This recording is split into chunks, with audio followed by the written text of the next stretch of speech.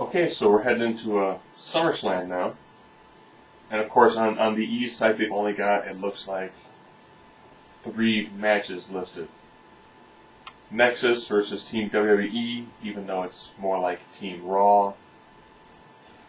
Kane Mysterio, Sheamus, Orton, and then back to the 7-man elimination match. So I guess the best way to look at this would probably be to look at it from a couple different standpoints. One, we'll look at Mysterio, Kane. Kane's got to win this so that way he can feud with The Undertaker, probably over the title.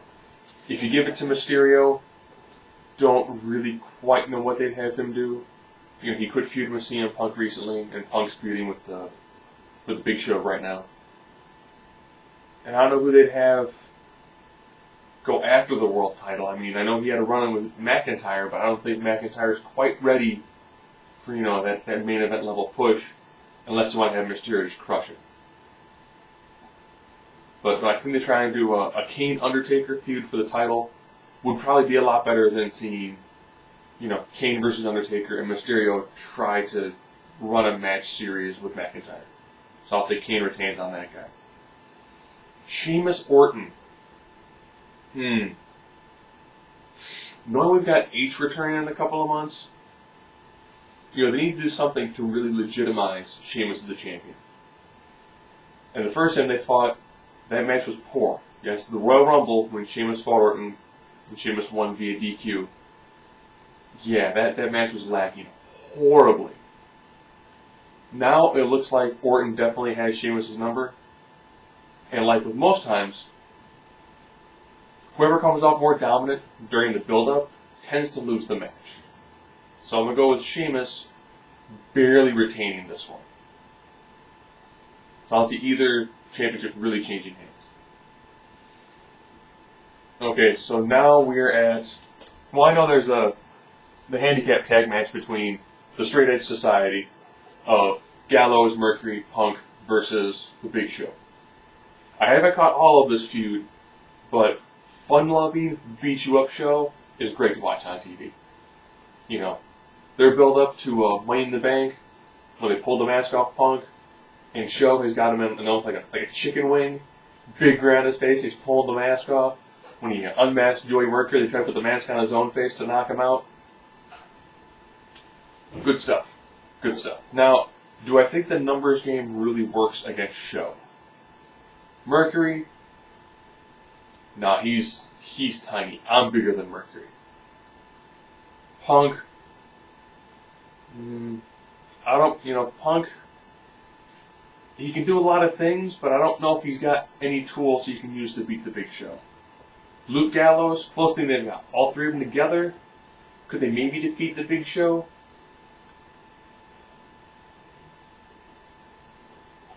Anything short of, like massive heel trickery, Show is going to go over in this one, and Show will look good. Which will eventually lead to, some sort of other form of match where they'll finally be able to get, the upper hand on Show. But it's an enjoyable feud. It's nice watching Show take on a smaller guy. And he's the face. It works. It's entertaining, and it's good stuff. They added 2 other matches. Lay Cool versus, I think, like Kelly and Tiffany. Let me double check real quick. Yeah, Tiffany and Kelly.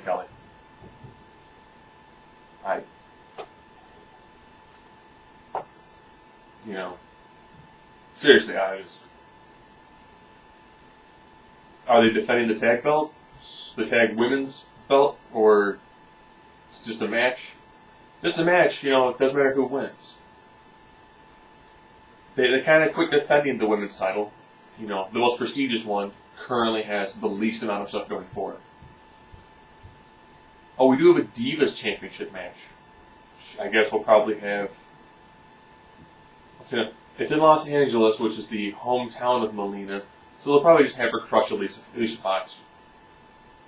Have her become transitional champion, and then I can see Melina take on... Jillian? Maurice? I mean, there's really no other decent heel in the women's division beyond Alicia Fox, which is sad. But I picture the women's title, the Divas belt, sorry, the sparkly pink purple butterfly. I picture that one changing hands. Dolph Ziggler taking on Kofi Kingston for the IC belt. Ziggler needs to retain this. I always hate when somebody wins a match and wins a title on the weekly show, and then a little while later loses it at a pay-per-view. Then why'd you have him win it? That hopping the title back and forth, if you can't keep it for roughly a month, it just makes it kind of devalues the title. Ziggler needs something to solidify himself as at least a mid-card.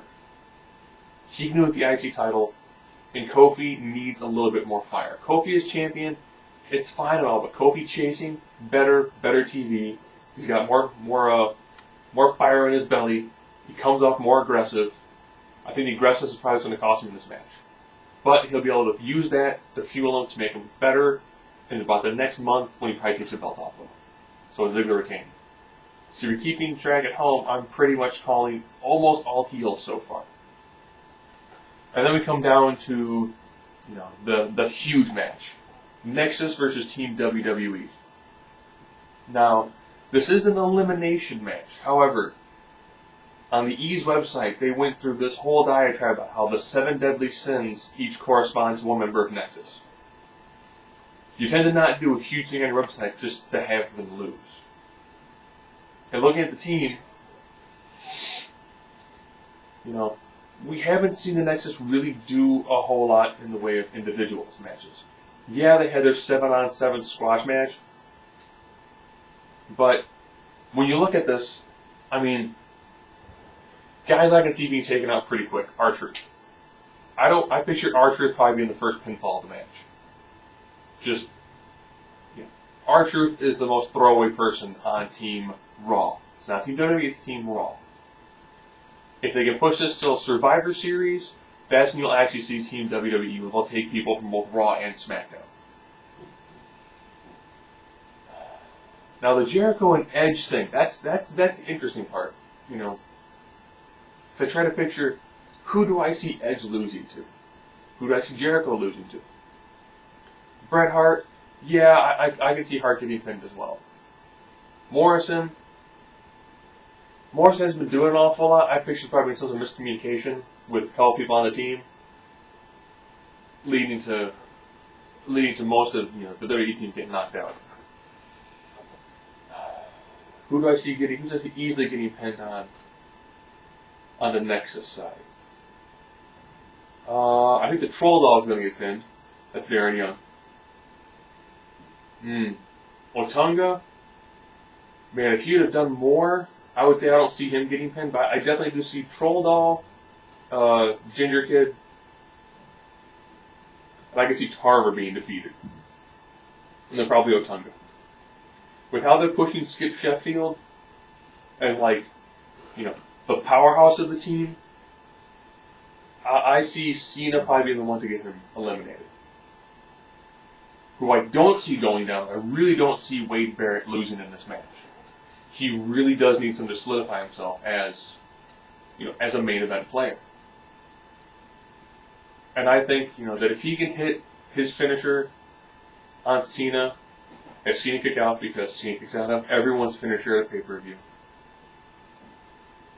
Cena will have to be defeated probably by a 2 to 3 finisher.